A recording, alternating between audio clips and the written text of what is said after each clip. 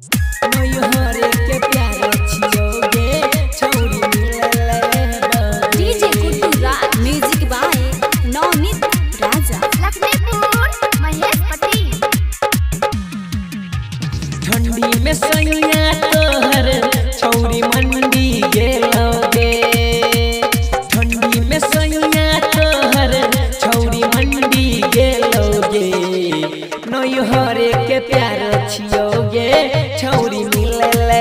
बगे नैहरे के यार छियोगे छौरी मिलले बगे डीजे गुड्डू राज नैहरे के प्यार छियोगे छौरी मिलले बगे नैहरे के प्यार छियोगे छौरी मिलले ससुरा में बहू मिलले गरी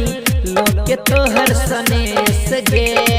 वैष्णवी रिकॉर्डिंग स्टूडियो अखतवारा। ससुरा में वो मिले गोरी लोग के तोहर सनेस गे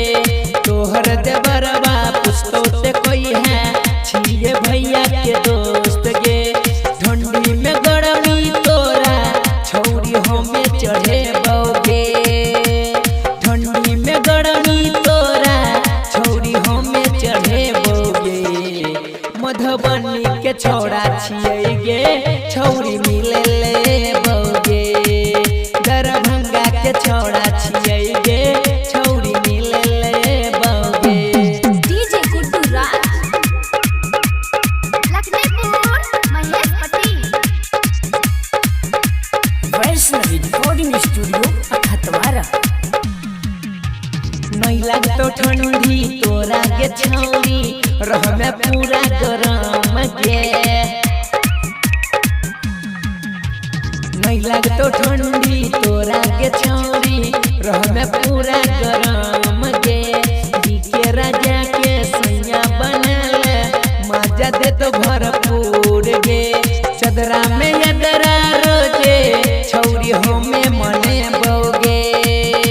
चदरा में यदरा रोजे छौरी हमें मने बोगे नैहरे के प्यार छियोगे छौरी मिलले बोगे नैहरे के प्यार छियोगे